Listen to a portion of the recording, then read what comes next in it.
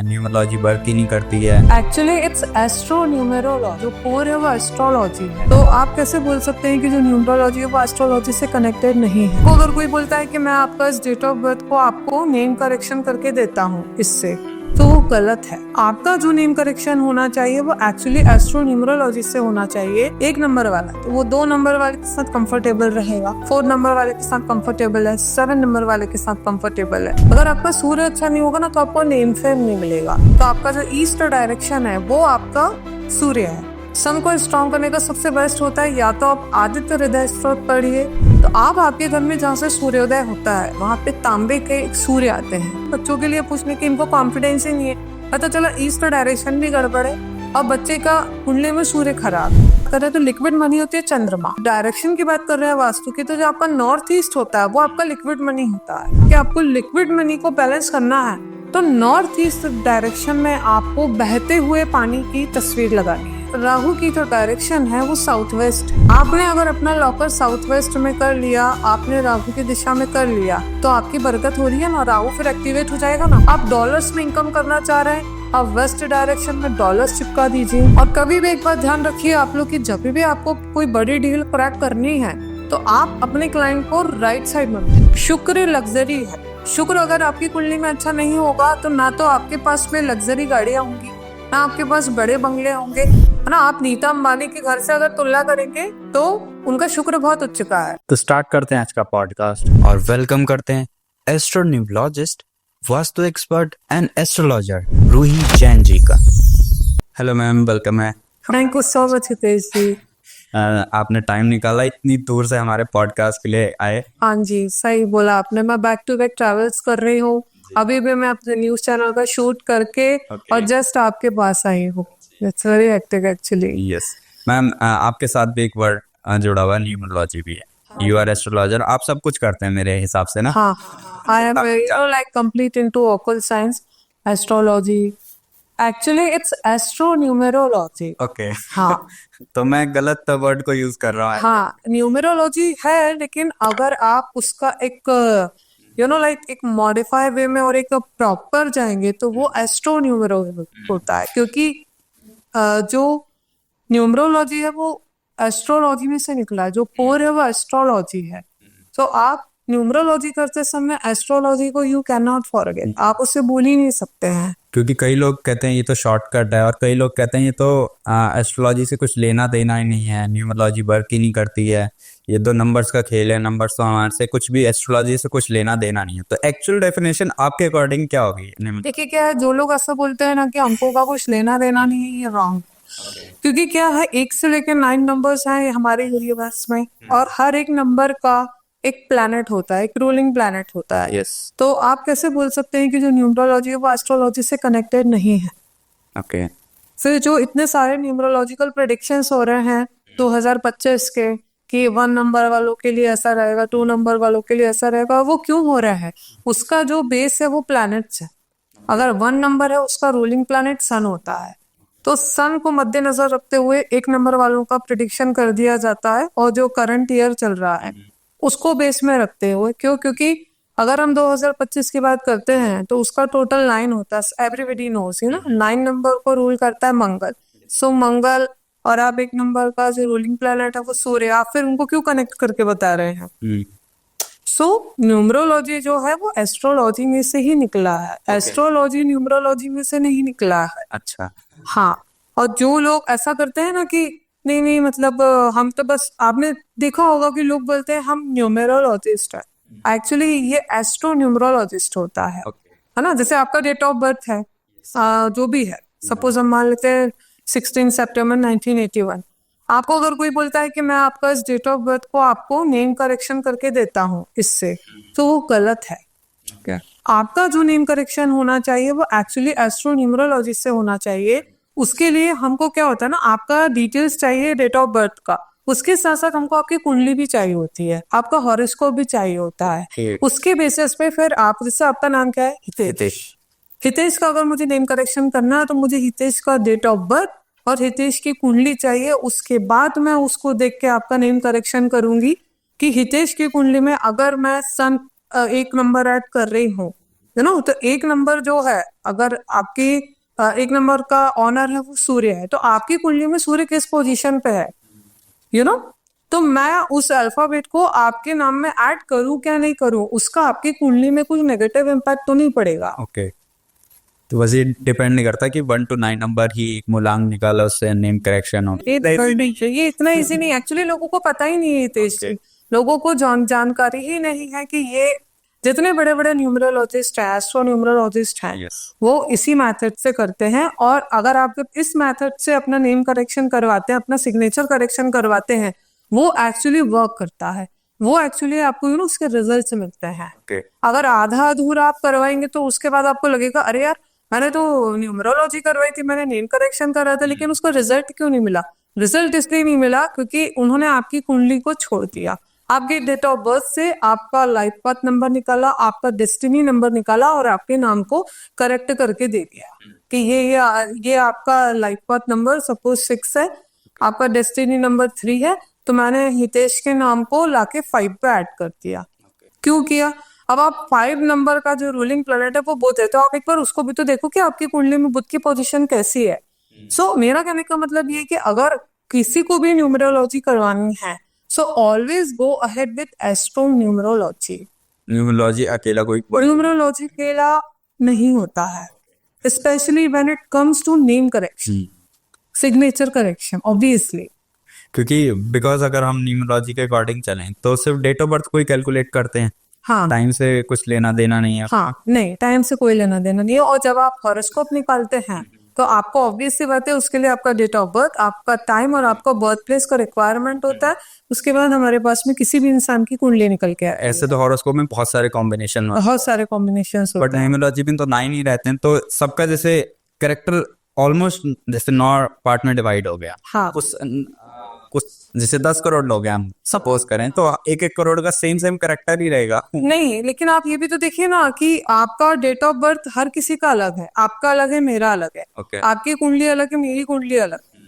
तो ऑब्वियस सी बात है कि जब हमारे हॉरोस्कोप में हमारे ग्रहों की पोजीशन अलग है, हमारा नंबर्स अलग है, डेट ऑफ बर्थ अलग है, तो फिर उनके जो करेक्शंस होंगे या उनकी लाइफ में जो प्लैनेट्स के इफेक्ट्स होंगे, नंबर्स के इफेक्ट्स होंगे, तो वो भी डिपेंड करेंगे इंडिविजुअल के हॉरोस्कोप पे और उसका डेट ऑफ बर्थ पे।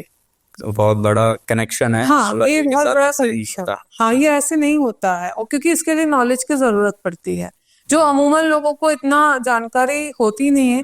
वो सिर्फ बोल देते कि अच्छा हाँ, एक नंबर जो है उसका रूलिंग प्लैनेट ये है, तो 2025 इनके लिए ऐसा रहेगा। वो आप क्यों कनेक्ट कर रहे हो? फिर आप जब आप कह रहे हो कि एस्ट्रोलॉजी और न्यूमरोलॉजी का कोई कनेक्शन ही नहीं है, तो फिर आप एक नंबर को सूर्य से क्यों रिप्रेजेंट कर रहे हैं? Okay, because it's a universal fact. Yes. तो मैम जैसे मूलांक हो गया, मूलांक अगर सपोज करूँ मैं 3 नंबर का मूलांक ले लेता हूँ, हाँ, तो 3 नंबर जिसकी डेट ऑफ बर्थ 3 जनवरी 1992 है और जिसकी डेट ऑफ बर्थ 21 जनवरी 1992 है, हाँ। तो दोनों का सेम होगा या उसमें भी बहुत डिफरेंस आ जाएगा अकॉर्डिंग टू न्यूमरोलॉजी? तो आप मूलांक की बेसिकली मुझसे मूलांक आप चाह रहे हैं? हाँ, जैसे देखिए क्या है 3, 12, 21, तो आप इनको जब ऐड करेंगे तो ये इनका सिंगल डिजिट वैल्यू 3 आएगा, क्योंकि न्यूमरोलॉजी में सिंगल डिजिट की वैल्यू होती है, आपको एक आखिरी में एक सिंगल नंबर ही आएगा। ओके, हाँ, अच्छा, ये डिफरेंस नहीं है कि मेरे अलग अलग डेट है तो अलग अलग इफेक्ट्स पड़ेंगे मेरे पे? अगर मेरी 3 है, किसी की 12 है, किसी की 21 है, तो तीनों का सेम होगा या अलग अलग? नहीं, उसका जो मूलांक आएगा हितेश जी, वो तो डेफिनेटली एक ही आएगा। Yes. लेकिन अगर आपका 12 है तो आपके नंबर में 1 और 2 ये दोनों नंबर्स की एनर्जी इंक्लूडेड है। ओके, हाँ, तो डिफरेंस आएगा ऑब्वियस सी बात है ना, पर आपका जो मूलांक आएगा वो 3 ही आएगा। मेरा कहने का मतलब है कि मूलांक तो एक ही होगा, लेकिन अगर आपका 12 है तो उसमें आपका 1 नंबर मतलब सन आ गया, 2 नंबर मतलब मून आ गया, तो कहीं ना कहीं आपके नेचर में और आपके बिहेवियर में या आपकी लाइफ में होने वाले जो रिजल्ट्स हैं, इंसिडेंट्स हैं, उसमें 1 और 2 नंबर दोनों का इन्वॉल्वमेंट रहेगा। जैसे कि जो 11 होता है, 1 ये सबसे पावरफुल होता है, ओके, है ना। 2 2 जिसका 22 हो गया, जिसका 11 हो गया, तो ये डबल डिजिट्स है। जो कुछ ऐसे नंबर्स हैं जैसे 24 हो गया, 24, तो 24 जो है उसमें 2 नंबर भी आ गया और 4 नंबर भी आ गया, है ना। तो उनका ऑब्वियस सी बात है कि आपकी लाइफ में उन दोनों नंबर्स का जो रिजल्ट है या जो इफेक्ट है वो इंक्लूड रहेगा। ओके। हाँ, तो जैसे अभी नेम करेक्शन की बात कर रहे थे, तो नेम एनर्जी एक इंसान के ऊपर क्या प्रभाव डालती है होल लाइफ? देखिए क्या होता है ना इसमें हितेश जी, जैसे जो आपका डेट ऑफ बर्थ होता है और आपका जो भाग्यांक होता है, मूलांक और भाग्यांक, है ना, आपका लाइफ पाथ नंबर और आपका डेस्टिनी नंबर, और आपका जो नाम है, जैसे आपका नाम हितेश खन्ना है, तो हितेश खन्ना को जब हम न्यूमरोलॉजी से, एस्ट्रो न्यूमरोलॉजी से कैलकुलेट करते हैं तो वहां पर हमको एक आपका सिंगल डिजिट आता है। ठीक है, सपोज आपका डेट ऑफ बर्थ है 7 और आपका जो डेस्टिनी नंबर आया वो 8 आया, है ना, तो 7 आपका मूलांक है, 8 आपका भाग्यांक होगा। हितेश खन्ना को हमने ऐड किया और हितेश खन्ना जो का जो टोटल आता है, सपोज अगर वो 9 नंबर पे आता है तो 9 नंबर 7 और 8 के साथ में कंपेटेबल नहीं है। ओके। तो हमको 7 और 8 के बीच में जो नंबर कंपेटेबल होगा वो 5 होता है। तो हमको आपका नाम को करेक्शन करके उसमें कुछ पर्टिकुलर अल्फाबेट्स ऐड करके, जो कि आपके अगेन कुंडली से देख के हम ऐड करते हैं और आपके भाग्यांक और मूलांक से आपके नेम करेक्शन को मैच करते हैं। मतलब जो आपका सिंगल डिजिट आ रहा है नेम करेक्शन में, हम उसको फेवरेबल बनाते हैं by adding the alphabets. Okay. हाँ, तो it's a very long it's procedure. A very long process and it's very lengthy. Okay. You know, लोगों को एक्चुअली आता नहीं है ये, क्योंकि एस्ट्रोलॉजी का भी नॉलेज होना चाहिए और एस्ट्रोलॉजी बहुत डिफिकल्ट होती है। Very vast. और उसमें फिर आपने न्यूमरोलॉजी भी लगा दी, क्योंकि जब मेरे पास नेम करेक्शंस के लिए आते हैं या एस्ट्रो न्यूमरो के मेरे जो अपॉइंटमेंट्स होते हैं, तो मैं अमूमन उन लोगों को बोल देती हूँ कि एटलीस्ट आपको 4 डेज का जो है, मैक्सिमम 4 to 5 डेज का आपको मुझे टाइम देना पड़ेगा, उसके बाद ही आपको आपकी रिपोर्ट मिलेगी। जी, तो जैसे एस्ट्रोलॉजी में हम जाते हैं मैच मेकिंग के लिए, दो लोगों की कुंडलियां मिलती हैं, बट न्यूमरोलॉजी में भी कुछ ऐसा होता है कि दो लोगों का कुछ मैच मेकिंग हो पाता है? हाँ, जैसे जो नंबर्स होते हैं ना, वो नंबर्स की फैमिली होती है। जैसे न्यूमरोलॉजी में आपने कुंडली मिलान करके बता दिया कि भाई आपके इतने इतने गुण मिले हैं, तो ये फेवरेबल और अनफेवरेबल, आपके गण मैच नहीं करता, आपकी नाड़ी मैच कर रही है, आपका फकूट नहीं मिल रहा है, आपके में राशि मित्रता नहीं है। उसी प्रकार से हर नंबर्स का एक फैमिली है। जैसे 1 2 4 7 का फैमिली है, 3 6 9 का फैमिली होता है, और जो 5 और 8 नंबर होता है ना, ये बैलेंस है। ओके। मतलब 8 नंबर तो वैसे भी यूनिक है क्योंकि सैटर्न का नंबर होता है। तो 8 नंबर वाले जो होते हैं वो बड़े चूजी होते हैं और इतनी जल्दी उनकी लोगों से बनती भी नहीं है ना, क्योंकि शनि है। Shani is very much particular about the things and persons, तो आपको देखिएगा, आपकी ना ऐसे लोगों के बीच में ज्यादा पटेगी, या आपका ऐसे लोगों के साथ बिजनेस एसोसिएशन ज्यादा होगा जहां पर आपको लगेगा कि यार हाँ, मैं इसके साथ कनेक्टिव फील कर रहा हूँ। वो कनेक्टिव और वो कनेक्शन आपको कैसे फील होता है? आपके फैमिली नंबर्स के थ्रू। ओके। आप ऐसे आपने महसूस किया होगा ना कि कई कई बार आप लोगों से जब मिलते हैं, बात करते हैं, तो आपको लगता है कि हाँ यार, इससे मिलके तो बहुत अच्छा लगा। Yes. और मतलब दिल कर रहा है कि यार अभी और बातें करें, टाइम का पता ही नहीं लगा। जी। कुछ ऐसे इतने इरिटेटिव लोग होते हैं कि आपको लग रहा होगा कि यार कहाँ की कहाँ तो ये आ गया, समय भी खराब कर दिया और पता नहीं क्या ही उलझुल बातें कर रहा था। क्यों? क्योंकि हो सकता है आपके नंबर्स की फ्रिक्वेंसीज वो फैमिली में लाइक मैच नहीं कर रही है, या आपके फैमिली नंबर्स में नहीं है, तो ये डिपेंड करता है।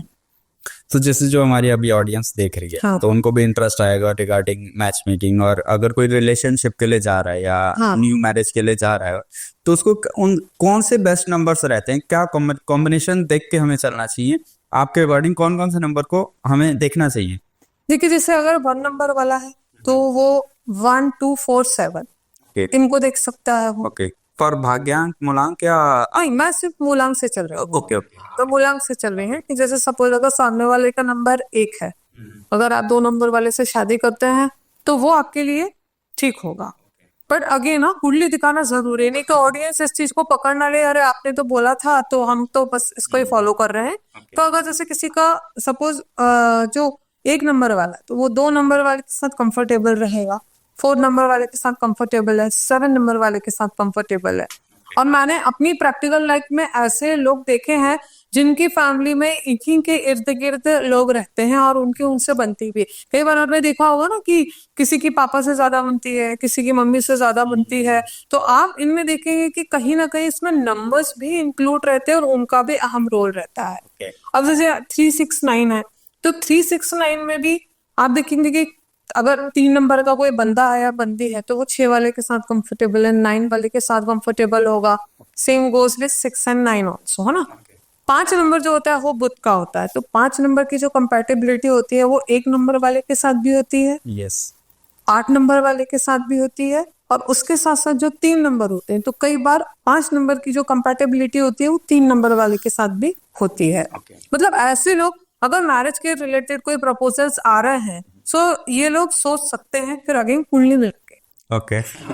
कई लोगों को तो जैसे कुंडली नहीं होती तो हाँ न्यूमरोलॉजी का थोड़ा सहारा ले सकते बिल्कुल बिल्कुल बिल्कुल, ये देखिए बहुत सारे केस ऐसे आते हैं हितेशी कि लोगों के पास कुंडली नहीं होती है, तो उसके बाद में हम उनका डेट ऑफ बर्थ लेके फिर कुछ प्रोसेस जो होती है Yes. एक बार हम उसको देख के फिर उनको बता देते कि हाँ ये बंदा जो है या बंदी जो है उसका आपके साथ में मैच है कि नहीं, ये आप इसके बारे में थोड़ा सा विचार करिए। अगर कुंडली नहीं है तो ओके हाँ, जैसे अब अगर कोई 1 नंबर वाला है और वो बोले मुझे 8 नंबर वाले के साथ शादी करनी है, आप कर तो लो कि सूर्य है और शनि है, लेकिन फिर उसके बाद में ईगो क्लैशेस बहुत होंगे क्योंकि दोनों ही प्लैनेट्स अपने आप में बहुत पावरफुल है। अदरवाइज 1 नंबर और 8 नंबर अच्छे होते हैं क्योंकि इनके अंदर क्या होना, एक तो सूर्य है और शनि है, ये पिता पुत्र हो गए। तो कभी भी जो पिता है उसका बच्चा कितनी भी गलती कर ले वो नाराज नहीं होगा, इवेंचुअली वो फॉरगिव भी करेगा। लेकिन when it comes to marriage ना, वो थोड़ा सा निभाना परेशानी वाला हो जाता है because again it's ego issues, वो चीज हो जाती है। यस। हाँ तो लास्ट में जाके फिर भी हमें हेल्प तो एस्ट्रोलॉजी की लेनी पड़ेगी, हाँ बिल्कुल। तभी मैच मेकिंग परफेक्ट बन पाएगी हमारे को। तो 9 प्लैनेट्स जब हमारे ऊपर वर्क करते हैं तो उनके भी कॉम्बिनेशन, जैसे आपने हमें बताया न्यूमरोलॉजी में कॉम्बिनेशन बनते हैं, तो अलग अलग कॉम्बिनेशन प्लैनेट्स के भी बनते होंगे, तो वो कुछ पॉजिटिव रहते होंगे कुछ नेगेटिव रहते होंगे। तो ये प्लैनेट का कॉम्बिनेशन कैसे वर्क करते हैं? देखिए क्या है तेजी कि जो प्लैनेट्स होते हैं ना, ये आपस में इंटरकनेक्टेड होते हैं, हर एक दूसरे का किसी न किसी से रिलेशन रहता है, संबंध रहता है ना। अब जैसे अगर हम बात करते हैं, सपोज आपकी कुंडली में आपका सूर्य अच्छा नहीं है, अगर आपका सूर्य अच्छा नहीं होगा ना तो आपको नेम फेम नहीं मिलेगा, आप जो भी काम करेंगे उसका आपको क्रेडिट नहीं मिलेगा। ओके और अगर आपको क्रेडिट नहीं मिलेगा तो आप बोलोगे मैंने फिर इतनी मेहनत ही क्यों की थी, है ना। तो आपका जो सूर्य होता है वो बेसिकली आपके फादर को रिप्रेजेंट करता है। आपके घर में अगर वास्तु के हिसाब से हम बात करते हैं तो आपका जो ईस्ट डायरेक्शन है वो आपका सूर्य है ना। आपको अगर रिजल्ट अच्छे नहीं मिल रहे हैं तो उसकी रेमेडी मैं आपको बताती हूँ, क्योंकि क्या है, मैं आप व्यूअर्स को बताना चाहूंगी कि खाली एस्ट्रोलॉजी से आप सक्सेसफुल नहीं बन सकते हैं, आपको एस्ट्रोलॉजी, न्यूमरोलॉजी और वास्तु, ये तीनों के ऊपर वर्कआउट करना पड़ेगा। ओके, मतलब ऐसा पॉसिबल है कि डेट ऑफ बर्थ ठीक है, कुंडली खराब तो भी दिक्कत, हाँ कुंडली ठीक वास्तु खराब तो भी दिक्कत। ऑब्वियसली अगर आपको एक सक्सेसफुल पर्सन बनना है तो आपको वास्तु के ऊपर भी काम करना पड़ेगा।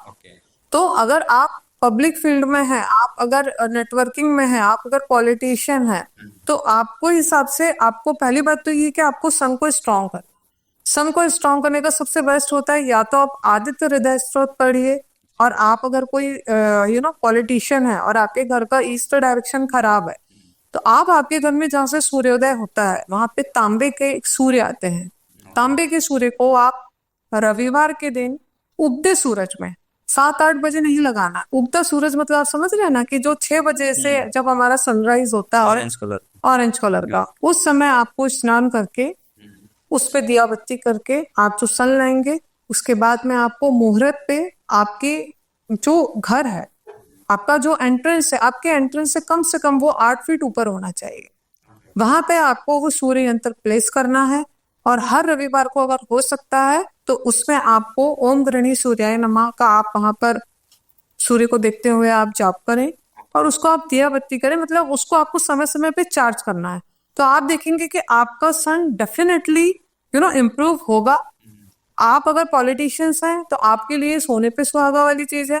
आप अगर स्टूडेंट नहीं हैं तो आपके कॉन्फिडेंस में जैसे कई बार पेरेंट्स आते हैं बच्चों के लिए पूछने कि इनको कॉन्फिडेंस ही नहीं है, पता चला ईस्ट डायरेक्शन भी गड़बड़ है और बच्चे का कुंडली में सूर्य खराब है, तो अगर आप ये रेमेडी करते हैं तो उससे आपके बच्चे का कॉन्फिडेंस लेवल भी डेवलप होगा।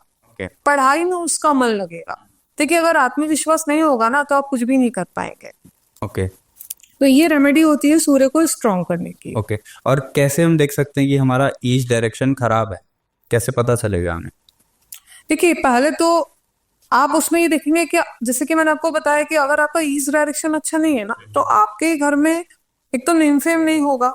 अगर जो पर्टिकुलर उस घर का पर्सन होगा, जो उस घर का कहते हैं ना हेड ऑफ द फैमिली, तो वो जो भी करेंगे ना तो उसमें उनको सक्सेस नहीं मिलेगी, पूछ नहीं होगी, बदनामी ज्यादा होगी। अगर ये सारी चीजें हो रही इसका मतलब आप समझ लीजिए कि आपकी कुंडली में और आपके घर में सूर्य की स्थिति खराब है, ईस्ट डायरेक्शन आपका गड़बड़ है, दोनों ही कॉम्बिनेशन खराब। दोनों कॉम्बिनेशन खराब होते हैं। तो ये चीजें हैं जिसमें हमारा ईस्ट जो है वो दूषित है। और जो मेन डायरेक्शन रहती है जिससे लोगों का जो फाइनेंस अटक जाता है, धन नहीं आता, तो वो कौन से डायरेक्शन को हम कंसिडर करते हैं? आपने बहुत ही अच्छा क्वेश्चन किया है। जैसे देख के कि क्या है, अगर आपका फाइनेंस अटक रहा है, हाँ जी। फाइनेंस जो होता है लिक्विड मनी, अगर हम आप उसे कुंडली की बात भी हम कर रहे हैं हितेश जी, हम ग्रहों की भी बात कर रहे हैं, तो लिक्विड मनी होती है चंद्रमा, ओके है ना। और आप अगर डायरेक्शन की बात कर रहे हैं वास्तु की, तो जो आपका नॉर्थ ईस्ट होता है वो आपका लिक्विड मनी होता है ना, जो हमारे पास रोज के पैसे आ रहे हैं। तो आप आपके घर में अगर आपको आपके फाइनेंस को, अगर आपको लिक्विड मनी को बैलेंस करना है तो नॉर्थ ईस्ट डायरेक्शन में आपको बहते हुए पानी की तस्वीर लगानी है। और वो बहता हुआ पानी आपके घर की तरफ होना चाहिए, आउटसाइड नहीं होना चाहिए, ओके है ना। तो उससे क्या होगा, आपका जो कैश फ्लो है वो आपका बैलेंस रहेगा, आपके पास में पैसा आएगा। ये आपके लिक्विड मनी के लिए हो गया। जैसे कई लोग होते हैं उनको मालूम ही नहीं होता है कि आपको अगर बरकत चाहिए है, क्योंकि क्या हर कोई चाहता है कि उसका जो खर्चा है ना वो इतना हो और इनकम इतनी हो। उसके लिए आपको आपकी जो गेनिंग की डायरेक्शन होती है वो साउथ वेस्ट होती है। आपकी जो भी तिजोरी है ना वो कभी भी नॉर्थ में नहीं रखिए, क्योंकि मैंने आपसे बोला नॉर्थ डायरेक्शन लिक्विड मनी का है, वो जाएगा आएगा लेकिन सेविंग नहीं होगी। ओके सेविंग के लिए आपकी जो तिजोरी होती है वो साउथ वेस्ट डायरेक्शन में, साउथ वेस्ट डायरेक्शन में होनी चाहिए। वहां पर आप कैश रखिए, पैसे रखिए। एक साथिया जो होता है आप साथिया बना के रखिए, थोड़ी सी पीली सरसों आप वहां पे रखिए।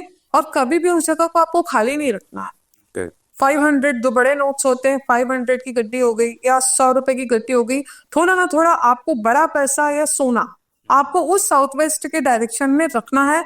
आप देखिएगा ये जो रेमेडी अगर आप करेंगे, अगर अभी भी अगर आप लोगों की जो तिजोरी आप लोगों ने नॉर्थ में रखी होगी तो आप उसको साउथ वेस्ट में शिफ्ट करिए। आप देखिएगा इतनी बरकत होगी कि आप सोच भी नहीं सकते। क्योंकि आपने अगर अपने घर का वास्तु सुधार लिया ना तो ऑटोमेटिकली जो एनर्जीज होती है ना उसके जो फ्लोज हैं वो राइट डायरेक्शन में होने लगेंगे। राइट डायरेक्शन में होंगे तो आप पॉजिटिव रहेंगे, आपके पास में पैसा आएगा, और पैसा आएगा तो ऑब्वियसली सभी लोग खुश रहते हैं। वही आपको बात करके पता चला हाँ। कि सिर्फ इनकमिंग आ रही है पैसे की, एक डायरेक्शन ठीक करके भी काम नहीं चलेगा, उसको रोकने के लिए भी दूसरी डायरेक्शन को भी ठीक करना पड़ेगा। और दूसरी चीज क्या होती है ना, जैसे आप सुनते होंगे हितेशी कि कलयुग का राजा राहु है, राहु है। हम ये सब 100 बार सुनते हैं, Yes. हर रील में, हर पॉडकास्ट में। तो राहु को आप स्ट्रॉन्ग कैसे करोगे? राहु पैसा देता है ना, सब लोग बोलते हैं। यस राहु की जो डायरेक्शन है वो साउथ वेस्ट है। ओके आपने अगर अपना लॉकर साउथ वेस्ट में कर लिया, आपने राहु की दिशा में कर लिया, तो आपकी बरकत हो रही है ना, राहु फिर एक्टिवेट हो जाएगा ना, वो पैसा दे रहा है ना आपको। फिर ओके सोशल मीडिया से यूट्यूबर्स जितने होगा, एक्टर एक्ट्रेसेस जितने हैं, ये सब राहु कहीं ना कहीं इनके कितना पैसा कमाते हैं ना ये लोग, तो इनकी वेल्थ में राहु का बहुत अहम रोल।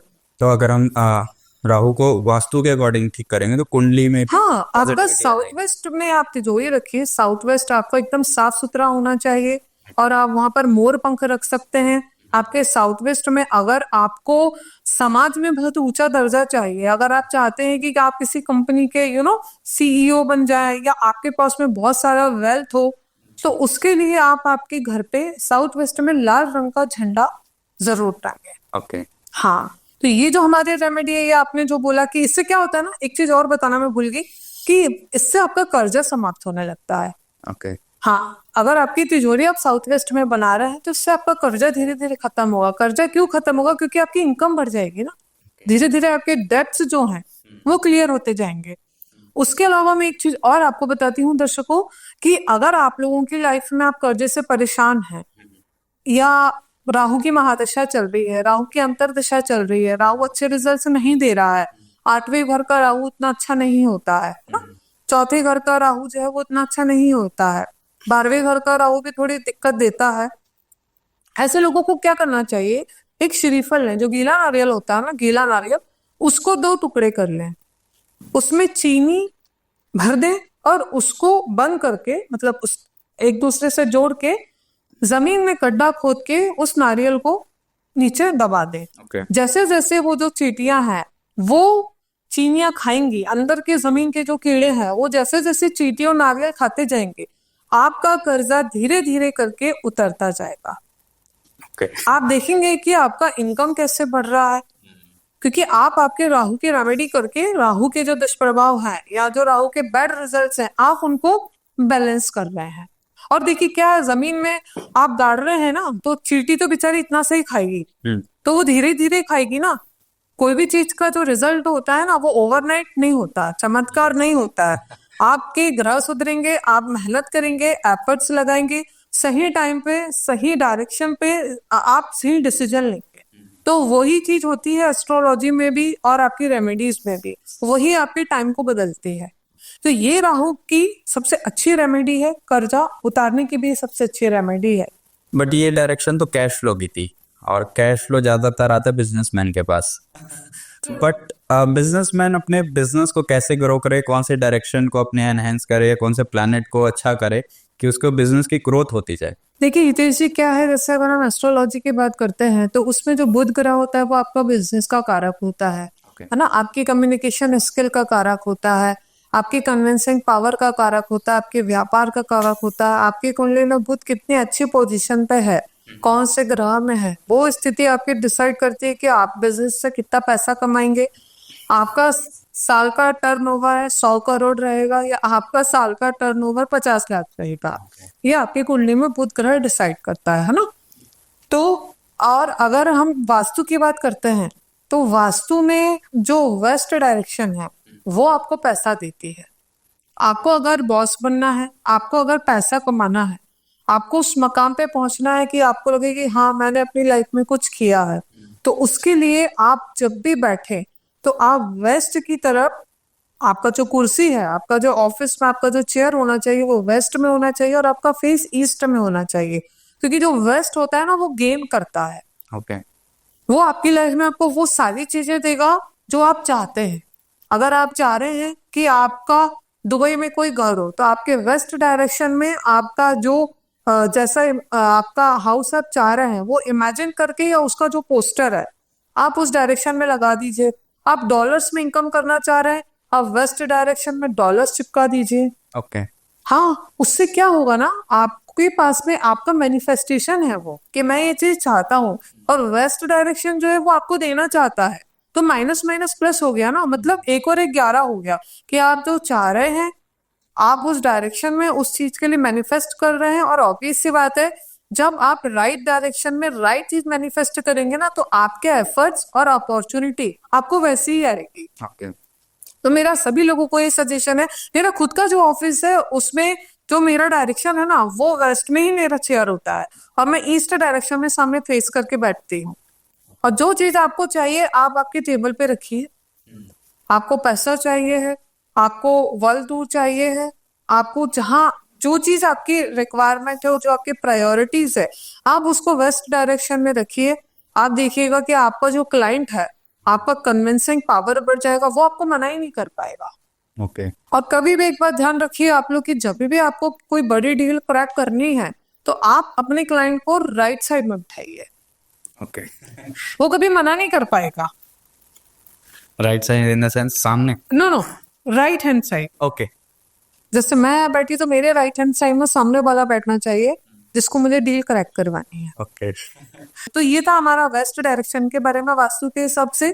वेस्ट डायरेक्शन का जो कलर होता है वो पीला होता है, okay you know, lemon yellow होता है, पीला होता है, गोल्डन कलर होता है। तो कोशिश करिए कि वेस्ट डायरेक्शन में आप येलो कलर का यूज ज्यादा से ज्यादा करें। जी जी।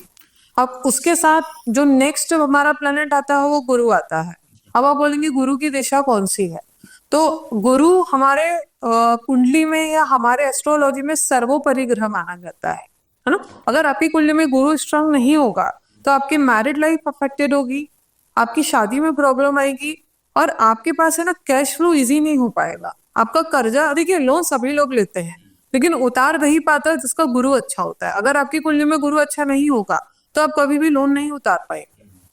और वास्तु के हिसाब से जो गुरु की दिशा होती है ना, वो नॉर्थ ईस्ट होती है। जो ईशान कोण होता है वो गुरु का माना जाता है, नॉर्थ ईस्ट। ओके। उसकी मैं आपको रेमेडी बताती हूँ। देखिए क्योंकि क्या है, जो नॉर्थ ईस्ट है वो पानी की दिशा मानी जाती है। उसमें व्हाइट कलर है, ब्लू कलर है, जो लाइट ग्रीन होता है ना वो उसका कलर होता है। तो आप एक चांदी का कलश लीजिए। चांदी के कलश में आपको थोड़ी सी पीली सरसों डालना है, थोड़े से सफेद चावल और थोड़े से पीले चावल, वो मिक्स करके आप उसमें डाल दीजिए और आप उसको प्रॉपर नॉर्थ ईस्ट डायरेक्शन में रखिए। जी। उससे आपका कैश फ्लो भी होगा। अगर आपकी कुंडली में गुरु ग्रह खराब है तो वो धीरे धीरे करके इम्प्रूव होने लगेगा। और उसके अलावा जो गुरु की पर्टिकुलर रेमेडी आपका एस्ट्रोलॉजर आपकी कुंडली देख के सजेस्ट करता है वो तो आपने करनी ही करनी है, लेकिन ये वास्तु की रेमेडी मैं आपको बता रही हूँ। और उसके अलावा एक कुबेर होते हैं, जो मरकली होता है ना, मरकली का कुबेर आता है, और एक स्फटिक के कुबेर भी होते हैं। आप उस कुबेर को वहां पर रखना स्टार्ट कर दीजिए। देखिए क्या है, ये हम रेमेडीज बता रहे थे जी, लेकिन उसके साथ साथ इंसान का मेहनत करना भी बहुत जरूरी है। दर्शक किसी पे ना डिपेंड हो जाए कि नहीं आपने तो ये रेमेडी बोली थी तो कुछ हो ही नहीं रहा है। मेहनत बहुत जरूरी होती है, पुरुषार्थ जरूरी है, उसके बिना आप लाइफ में कुछ भी अचीव नहीं कर पाएंगे। ऑफिस बंद है, हाँ, बेस्ट में बैठ गए ईस्ट की तरफ फेस करके, काम कुछ नहीं। फिर बोलेंगे कि अरे आपके पॉडकास्ट में तो वो मैडम ने बोला था, कुछ तो पैसा ही नहीं आ रहा है। जी। आप जब तक मेहनत नहीं करेंगे तब तक ये हम रेमेडीज बताते हैं, ताकि आपकी जो मेहनत है, आप 100% मेहनत करें तो 90% उसका रिजल्ट मिले। 10% ऊपर नीचे चलता है, because we are not God. Yes. Eventually, है ना। तो ये हुई हमारे नॉर्थ ईस्ट डायरेक्शन, जो ईशान कोण होता है उसकी रेमेडी होती है ना। अब इसके बाद हितेश जी, जो हमारा नेक्स्ट प्लेनेट आता है ना, वो आता है शुक्र। ओके। शुक्र लग्जरी है। शुक्र अगर आपकी कुंडली में अच्छा नहीं होगा तो ना तो आपके पास में लग्जरी गाड़ियां होंगी, ना आपके पास बड़े बंगले होंगे। आप कितने बड़े घर में रह रहे हैं, है ना, आपका घर कितना लग्जरी है ना। आप नीता अंबानी के घर से अगर तुलना करेंगे तो उनका शुक्र बहुत उच्च का है। तो मेरा कहने का मतलब ये कि आपकी कुंडली में शुक्र डिसाइड करता है कि आप कितने लग्जरी मकान में रहेंगे, बंगले में रहेंगे, कोठी में रहेंगे, कि सिंपल 2 BHK नॉर्मल फ्लैट में रहेंगे। तो शुक्र का हमारी कुंडली में भी अच्छा होना बहुत जरूरी होता है। और उसके साथ साथ जो वास्तु होता है, वास्तु में जो शुक्र की दिशा होती है ना, वो साउथ ईस्ट होती है। जो हमारा आग्नेय कोण होता है वो शुक्र की दिशा होती है। शुक्र, उसके लिए आपको क्या है, एक तो आप आपके साउथ ईस्ट डायरेक्शन में कोई गोल्डन कलर का जो फ्लावर होता है ना, जो कोई भी गोल्डन कलर का फ्लावर हो, आर्टिफिशियल फ्लावर हो, आप उससे उसको डेकोरेट करिए। आप पर्टिकुलर कुछ कलर्स हैं, आप कलर्स भी वहां पर रख सकते हैं। उससे आपका जो शुक्र है वो डेफिनेटली इम्प्रूव होता ही रहता है। और आप अगर चाहें, क्योंकि वो शुक्र है, आप वहां पे लक्ष्मी जी की लाल उन्होंने वस्त्र पहने हैं और बैठी हूँ, वो वहां पर भी आप तस्वीर वहां पर लगा सकते हैं। ओके। जी। तो चाहे शुक्र की पोजीशन कुंडली में खराब हो और हम वास्तु के जो आप रेमेडीज बता रहे हैं वो कर रहे हैं, तो तब भी वो पॉजिटिविटी मिलेगी शुक्र की? हाँ, पॉजिटिविटी डेफिनेटली मिलेगी, लेकिन उसके साथ साथ अगर आप आपकी कुंडली भी दिखा लेते हैं तो बहुत अच्छा रहेगा। ताकि क्या है ना, हम हमारी कुंडली के हिसाब से भी जो प्रॉब्लम्स आ रही हैं शुक्र को लेके, कि कहीं शुक्र नीच का तो नहीं है, शुक्र गलत हाउस में तो प्लेस नहीं है, आपका कौन सा लगन है, क्योंकि लगन के हिसाब से भी ग्रह आपको फल देते हैं, पॉजिटिव और नेगेटिव। तो आप एफर्ट्स तो लगा ही रहे हैं ना। तो 1 महीने बाद हम हॉरोस्कोप चेक करवाएं तो उसके बाद हमारे को उसका फायदा माना स्टार्ट हो। इससे अच्छा आप जब वास्तु रेमेडी कर रहे हैं तो उसी समय आप आपके ग्रहों को भी साथ साथ सुधार लें। क्योंकि मैंने आपसे बोला ना हितेश जी स्टार्टिंग में, आपको अगर सुपर रिच बनना है, सुपर सक्सेसफुल बनना है, तो आपको एस्ट्रोलॉजी, न्यूमरोलॉजी और वास्तु, ये तीनों के ऊपर ध्यान देना बहुत जरूरी है। और लोगों को मैं एक बात बता दूं, आप लोगों को ऐसा लगता है कि फॉरेन में वास्तु फॉलो नहीं होता है, फॉरेन में भी वास्तु फॉलो होता है, एस्ट्रोलॉजी भी कई हद तक वो लोग मानते हैं जी। क्योंकि मेरे क्लाइंट्स हैं ना वहाँ पे, इसलिए मुझे मालूम। हाँ, क्योंकि दुबई में देखता हूँ लोग पूरा फॉलो। हाँ बिल्कुल, दुबई में भी आप देखिए वो लोग फॉलो करते हैं, एस्ट्रोलॉजी भी फॉलो करते हैं, वास्तु भी फॉलो करते हैं, और ऑफकोर्स एस्ट्रो न्यूमरोलॉजी भी फॉलो करते हैं। मेरे खुद के क्लाइंट हैं, उन लोगों ने नेम करेक्शंस करवाए हुए हैं। जो कंस्ट्रक्शंस कंपनी है, रियल एस्टेट कंपनी है, मैंने खुद के उनके नेम करेक्शंस करे हुए हैं, तो ऑब्वियसली वो लोग फॉलो करते हैं और उनको रिजल्ट भी मिलते हैं, तभी तो ma'am after getting a good business पैसे भी हैं, मगर शांति तो तभी मिलती है कि जब आपके रिलेशनशिप ठीक हो, मतलब फैमिली में रिलेशनशिप हो, हस्बैंड वाइफ के रिलेशनशिप अच्छे हों, या बॉयफ्रेंड गर्लफ्रेंड की भी बात आती है तो उनके भी रिलेशनशिप अच्छे हों। तो कौन सा प्लेनेट और कौन सी डायरेक्शन हेल्प करती है हमें रिलेशनशिप को अच्छा मेंटेन करने के लिए? देखिए, अगर आप प्लैनेट्स की बात कर रहे हैं तो आपका गुरु अच्छा होना चाहिए। मैंने आपको पहले भी बोला कि अगर गुरु अच्छा होगा तो आपकी शादीशुदा जिंदगी अच्छी चलेगी। ओके। लव रोमांस अफेयर का कारक शुक्र होता है, आपकी कुंडली में आपका शुक्र भी अच्छा होना चाहिए। और जैसे कि अभी आपने बोला रिलेशनशिप प्रॉब्लम्स को कैसे निपटे, वास्तु के हिसाब से हम बात करते हैं तो नॉर्थ वेस्ट डायरेक्शन होती है ना, वो आपके रिलेशंस की होती है ना। अगर आप लोगों की शादी नहीं हो रही है, अगर आप लोग हस्बैंड वाइफ की बन नहीं रही है, या कोई रिलेशनशिप इश्यूज चल रहे हैं, तो पहले तो एक बार आपका कंसल्टेशन आप कुंडली से ले लें। नॉर्थ वेस्ट डायरेक्शन को आप प्रॉपर रखें। अगर जिनकी शादी नहीं हो रही और उनको अगर शादी करनी है तो उनका जो बेडरूम होना चाहिए वो नॉर्थ वेस्ट में होना चाहिए। ओके। नॉर्थ वेस्ट कॉर्नर पे आपको एक, आपने वो देखा होगा ना कि जो हंसों का जोड़ा होता है, यू नो, वो जो कैसे आता है ना, छोटी छोटी मूर्तियां मिलती हैं, स्टेच्यू टाइप्स मिलती हैं, वो क्वार्ट्स में या क्वार्ट्स में, हाँ Yes. हाँ हाँ, वो रोज क्वार्ट्स भी होता है, स्फटिक का भी होता है, वो आप नॉर्थ वेस्ट डायरेक्शन में रखिए। ओके। कोई ऐसा कपल जो बहुत हैप्पीली मैरिड हो, उसके साथ में फोटो शादी वाली, आप उसको नॉर्थ वेस्ट में एक गोल्डन कलर के फ्रेम में करके आप उसको रख सकते हैं। ओके। उससे आपका रिलेशनशिप इश्यूज भी सॉर्ट आउट होगा, आपके नॉर्थ डायरेक्शन इंप्रूव होगी फॉर रिलेशनशिप्स एंड मैरिज। तो ये आपका हो गया नॉर्थ वेस्ट का रेमेडी। उसके साथ साथ नॉर्थ वेस्ट में कभी भी हमको, जो हमारे बड़े बुजुर्ग होते हैं, है ना, जो मतलब जो शांत हो चुके हैं, कभी भी नॉर्थ वेस्ट में उनकी फोटो नहीं लगानी चाहिए। बहुत से लोग गलती करते हैं, नॉर्थ में या नॉर्थ वेस्ट में उनकी फोटो लगा देते, वो आपके घर में अशांति, कलह, अननेसेसरी प्रॉब्लम्स को क्रिएट करती है। तो ध्यान रखिए कि आपको अगर आपके घर में आपके पूर्वजों की फोटो लगानी है तो उसका डायरेक्शन साउथ होता है। आप साउथ में प्लेस करिए, लेकिन नॉर्थ वेस्ट में या नॉर्थ में कभी भी मत करिए, उससे भी रिलेशनशिप में इश्यूज आते हैं, क्योंकि तेज से। ओके। हाँ, दूसरा रीजन ये भी होता है कि जैसे जब आप वास्तु के हिसाब से अपना घर बनवाते हैं, आपने बोला ना पारिवारिक शांति, उसमें सबसे मेन ये होता है कि जो साउथ वेस्ट डायरेक्शन होता है, उस कमरे में आपके हेड ऑफ द फैमिली जो होता है ना, जो हमारे घर के बड़े लोग होते हैं, जो हमारे मम्मी पापा हैं, उनका कमरा होना चाहिए। ओके। अगर आप किसी बच्चे का कमरा होगा वहां पर, तो वो अपने आप को as a father, as a mother आपको ट्रीट करने लगेगा। मतलब उसको लगेगा कि सारे राइट्स मेरे पास हैं, ओके। सारे पावर मेरे पास है, मेरे मम्मी पापा मेरे हिसाब से चलना चाहिए। वो थोड़ा सा बॉसी और डोमिनेटिंग हो जाएगा, thought process dominating, thought process उसके डोमिनेटिंग हो जाएगी, बात बात पे रूल करने लगेगा। तो साउथ वेस्ट में कभी भी घर के जो बच्चे होते हैं उनका कमरा नहीं होना चाहिए, इससे उनकी शादी में भी प्रॉब्लम होती है। ओके। हाँ, क्योंकि फिर वो आपकी सुनेंगे नहीं ना, उनको क्या लगेगा कि I am enough mature and smart.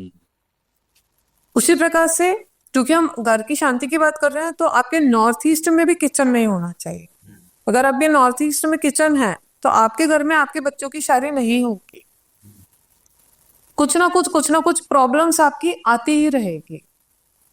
तो नॉर्थ ईस्ट में भी हमको किचन नहीं रखना है, अगर हम जो रिलेशनशिप की बात कर रहे हैं, है ना जी।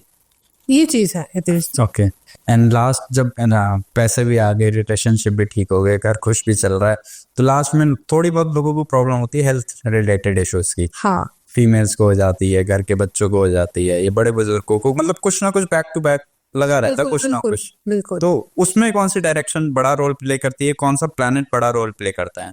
देखिए, जो हमारे हेल्थ से रिलेटेड अगर आप पूछ रहे हैं कि अगर आपकी कुंडली में शनि की महादशा, शनि की 7.5, शनि की ढैया जब चलती है तो आपके हेल्थ इश्यूज होने स्टार्ट होते हैं। ओके। आपकी जब राहु की महादशा चलती है तो आपके हेल्थ इश्यूज होने स्टार्ट हो जाते हैं। राहु की महादशा हो, राहु की अंतरदशा हो, तो आपके हेल्थ इश्यूज होने चालू हो जाते हैं, यस। है ना। और आप अगर दिशा की बात कर रहे हैं वास्तु में, तो जो आपकी नॉर्थ ईस्ट डायरेक्शन है, पहली बात तो मैंने बोला वहां अगर आपका किचन होगा तो भी आपके घर में एक ना एक व्यक्ति बीमार रहेगा। पेट से रिलेटेड दिक्कत होंगी, पथरी हो सकती है आपको। कहते हैं ना कि कुछ ऐसी बीमारी हो जाए कि आपको ही नहीं पता है कि क्यों हो गई। ऐसा व्यक्ति अगर जिसके घर में नॉर्थ ईस्ट में किचन होगा ना, वो व्यक्ति के घर में आप देखना कि शराब पीने वाले लोगों की संख्या ज्यादा होगी। ओके। हाँ, मतलब वो चाहेंगे भी नहीं कि हम ना पिए, लेकिन वो कहीं ना कहीं से वो हैबिचुअल हो जाएंगे। क्यों? क्योंकि वो सीधे उनके हेल्थ से कनेक्टेड है, वो घर की शांति से कनेक्टेड है। तो इसीलिए भी नॉर्थ ईस्ट में आपके ईशान कोण में कभी भी आपका जो किचन है वो आपको नहीं बनाना चाहिए। तो और भी गलत चीजों में एडिक्शन भी पड़ सकता है हाँ लोगों को। बिल्कुल, गलत चीजों में आपके एडिक्शंस भी पड़ सकते हैं और आप अपने घर वालों की सुनेंगे ही नहीं। सो नॉर्थ ईस्ट में ना तो आपका किचन होना चाहिए, और आप जो बीमारी की बात कर रहे थे, ना ही आपके नॉर्थ ईस्ट में वॉशरूम्स होने चाहिए। ओके। तो ये लोग बोलते हैं कि नॉर्थ ईस्ट में वॉशरूम्स की रेमेडी है। नॉर्थ ईस्ट डायरेक्शन होता है कुबेर का खजाना। आप वहां पे बाथरूम बना रहे हैं तो आप उसको कैसे ट्रीट करेंगे, मुझे ये बताइए। आप कैसे करेंगे आप ट्रीट? क्योंकि हमको पैसा बहुत चाहिए है, तो आप खुश हो जाएंगे ट्रीट करके कि अगर आपको 100 रुपए में से आपको 20 रुपए मिल जाए और 80 रुपए ना मिले, आप खुश हो जाएंगे? नहीं। तो ट्रीट करने का मतलब ये होता है कि हमारे प्रॉफिट को हम अपने ही हाथ से 20% 10% पे ला दिया। तो नॉर्थ ईस्ट का डायरेक्शन जो है वो कभी ट्रीट नहीं होता है, और वो कुबेर की दिशा होती है। उससे आपका गुरु भी खराब होता है। गुरु खराब होगा तो फिर वही बात आ गई कि कलेश है घर में, आपकी मैरिड लाइफ में प्रॉब्लम है ना, आपके हेल्थ इश्यूज बढ़ने लगेंगे। तो नॉर्थ ईस्ट में आपको कभी वॉशरूम्स नहीं रखनी है, नॉर्थ ईस्ट में आपको किचन भी नहीं रखना है। साउथ वेस्ट में आपको आपके जो बच्चे हैं उनका कमरा नहीं होना चाहिए, कि उससे भी दिक्कत होना स्टार्ट हो जाता है। हेल्थ के बाद एक और पॉइंट है, लाइक बच्चों में स्टेबिलिटी लाना है। लाइक बच्चे ढंग से पढ़ाई नहीं करते या मन थोड़ा सा ना जैसे चंचल रहता है जिन बच्चों को, तो उनके लिए क्या रेमेडीज कर सकते हैं? देखिए, आज के समय में क्या है ना, जमाना बदल गया है। आज का जो जमाना आ गया है ना, वो पूरा टेक्नोलॉजी का आ गया है। और आपने देखा होगा कि सारे बच्चे सिर्फ मोबाइल पे लगे रहते हैं। तो पेरेंट्स को मेरा सजेशन है कि आपके जो फोन्स होते हैं ना, आपके फोन्स को आप साउथ डायरेक्शन में मत रखिए। ओके। साउथ डायरेक्शन में आप रखेंगे तो अगर आप बिजनेसमैन है तो आप साउथ डायरेक्शन में रखिए, क्योंकि वो आपको पैसा देगा, वो आपको बिजनेस देगा। आपका मोबाइल फोन आप साउथ डायरेक्शन में रखिए या साउथ वेस्ट में रखिए, उससे आपको पैसा मिलेगा। लेकिन अगर आपका बच्चा है, उसके कमरे में वो फोन साउथ में रखता है, तो वो कभी पढ़ाई नहीं करेगा, उसका मन यहाँ वहाँ भटकता रहेगा। अगर आपके बच्चे को आपको पढ़ाई में लगाना है तो उसका जो टेबल है वो ईस्ट में रखिए या नॉर्थ में रखिए, और उसका जो फेस होना चाहिए वो ईस्ट की तरफ होना चाहिए। ओके। जो सनराइज होता है ना, तो उससे धीरे धीरे क्या होगा ना, बच्चे में कॉन्फिडेंस भी आएगा, स्टेबिलिटी भी आएगी, उसके माइंड में स्टेबिलिटी आएगी और पढ़ने में उसका मन लगेगा। ओके। अगर नॉर्थ में है तो ईस्ट की तरफ फेसिंग करे। हाँ, और ईस्ट में टेबल है, मतलब जो टेबल है वो इधर ईस्ट और नॉर्थ। ओके। हाँ, दो ही ऑप्शन है, दो ही option। फॉर स्टेबिलिटी इंक्रीज होती हाँ है हाँ, की। और पढ़ाई में उनका मन भी लगेगा। Okay. मैं टेबल की बात कर रही हूँ, जो उसका स्टडी टेबल होता है, मैं उसकी बात कर रही हूँ। और अगर जो बिजनेसमैन है, उनको अगर अच्छा बिजनेस चाहिए है तो उनको उनका फोन साउथ या साउथ वेस्ट डायरेक्शन में रखना चाहिए। ओके। तो जैसे आपने बताया बच्चों का कमरा किस डायरेक्शन में नहीं होना चाहिए, वो तो बताया, किस डायरेक्शन में होना चाहिए? East direction. East direction. हाँ, ओके। बेस्ट। कौन सी एज तक हम कंसिडर कर सकते हैं कि बच्चों का कमरा? जो स्टूडेंट्स हैं अमूमन अगर जो पढ़ाई कर रहे हैं तो उनका डायरेक्शन जो है, अगर वो ईस्ट में होगा तो वो उनके लिए एक लाइट एटमॉस्फेयर भी क्रिएट करेगा, आलस नहीं आएगा। क्योंकि ईस्ट सन का डायरेक्शन हो गया ना, सनराइज होता है, तो वहां से आपको आलस नहीं आएगा। आज के बच्चों की समस्या क्या है ना, उनको बहुत जल्दी ऊब जाते हैं, है ना। थोड़ी देर पढ़ाई करी और फिर उनको खेलना है, उनको मोबाइल में लगना, पढ़ने ही नहीं है। तो ईस्ट डायरेक्शन में अगर बच्चों का कमरा होता है तो उसमें तो आलस नहीं आएगा, पढ़ाई में मन लगेगा, कॉन्फिडेंस उनका बरकरार रहेगा, और सूर्य की जो पोजीशन है वो भी ऑब्वियसली इंप्रूव होगी ही होगी। यस। ये बेनिफिट्स हैं। मैम, ये तो हमारी कुंडली और वास्तु की चीजें थी, बट एक्सटर्नल फैक्टर्स भी क्या हमारी लाइफ पे इफेक्ट डालते हैं? लाइक नजर दोष कुछ ऐसा लोगों के होता है, तो इससे भी कोई बचने के क्या रेमेडीज रहती हैं और कैसे पता लगता है कि हाँ इसको नजर लग गई है? बिल्कुल सही बात बोल रहे हैं आप। नजर तो देखिए लगती है ना, और उसका आपको पता कैसे लगेगा कि एक तो क्या, हम लोग बहुत सारी चीजें है ना, हमारी प्लानिंग्स जो होती है हम लोगों के सामने बोल देते हैं।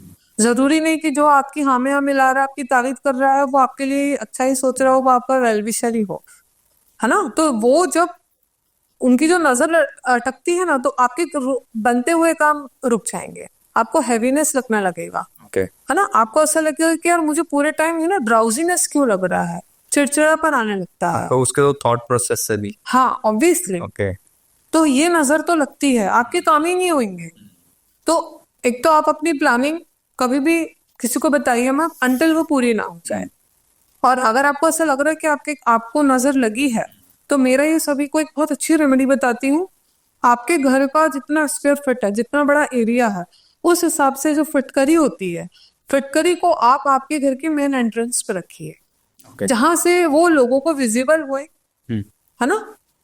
एंट्रेंस से लोग अंदर जाते हैं, तो वहां पर आप फिटकरी रखिए। अगर आपका घर बड़ा है, 1.25 किलो हो गया, या 2.5 किलो हो गई, या 3.25 किलो हो गई, मतलब हमको बड़ा उसका पीस चाहिए, छोटे छोटे नहीं चाहिए। ओके अगर एग्जांपल नहीं किया, अगर किसी का 1500 स्क्वायर फीट का है तो वो कितना बड़ा पीस? तो 1500 स्क्वायर फीट है, तो कम से कम उसको 1.25 किलो 1.5 किलो के बीच का चाहिए। ओके और वो अपने घर के सामने बिल्कुल एंट्रेंस पे उसको रख सकता है। और उसमें 1.25 किलो जो काला नमक होता है ना, ब्लैक सॉल्ट, उसके भी जो वो पीसेस है वो रख सकता है। उसको महीने में 3 बार उसको चेंज करना है, ओके सैटरडे टू सैटरडे, मतलब महीने में 3 बार, मतलब 10 दिन में एक बार सैटरडे आप उसको फेंक दीजिए, और फिर वापस से आप उसको नया लाके रख दीजिए, दोनों चीजों को। इससे आपके घर का जो नजर दोष है वो कभी भी नहीं लगेगा। और जो फिटकरी होती है ना, वो हमारे एस्ट्रोलॉजी में बुध का कारक होती है, आपका बिजनेस में ग्रोथ होगा। ओके आपको नजर भी नहीं लग रही है, आपका बिजनेस भी ग्रोथ हो रहा है, और आपके घर का जो नेगेटिव एनर्जीज है वो उसको बहुत जल्दी एब्सॉर्ब कर लेती है। एक्चुअली फिटकरी एक बहुत ही पावरफुल टूल होता है, ये लोगों को पता नहीं है। अगर आपको कभी ऐसा बहुत हैवीनेस भी लग रही है, तो आप फिटकरी का जो चूर्ण होता है ना, वो आप उसको बकेट में मिला लीजिए और आप उससे स्नान करिए। आप देखिएगा कि आपका जो नजर दोष है, आपका जो हैवीनेस है, आपके जो काम रुक रहा है, वो आपके बहुत जल्दी बनने लगेगी। ओके जैसे कोई इंपॉर्टेंट आज कोई टास्क करना है, कोई इंपॉर्टेंट मीटिंग है और उसी टाइम लो लग रहा है हमें, तो हम इस रेमेडीज को करते हाँ, इस रेमेडीज को आप कर सकते हैं। और इसको आप अगर रोज भी करते हैं ना, तो इसमें कोई बुराई नहीं है। ये आपकी नजर दोष को भी हटाती है, आपकी हैवीनेस को भी हटाती है, और आपके आने वाले जो काम है, ये ऑब्वियस सी बात है, ये उसको भी पूरा करते हो। फिटकरी जैसा कि मैंने बोला बुध का कारक है, तो आप अगर फिटकरी से स्नान करते हैं तो आपका बुध भी ऑटोमेटिकली स्ट्रांग होने लगता है। तो फिटकरी एक तरीके से बोल सकते हैं कि बड़े काम की चीज है। जी हाँ, तो ये तो हमारी हुई घर की नजर की बात है, इसको हम दोष मुक्त कैसे करें।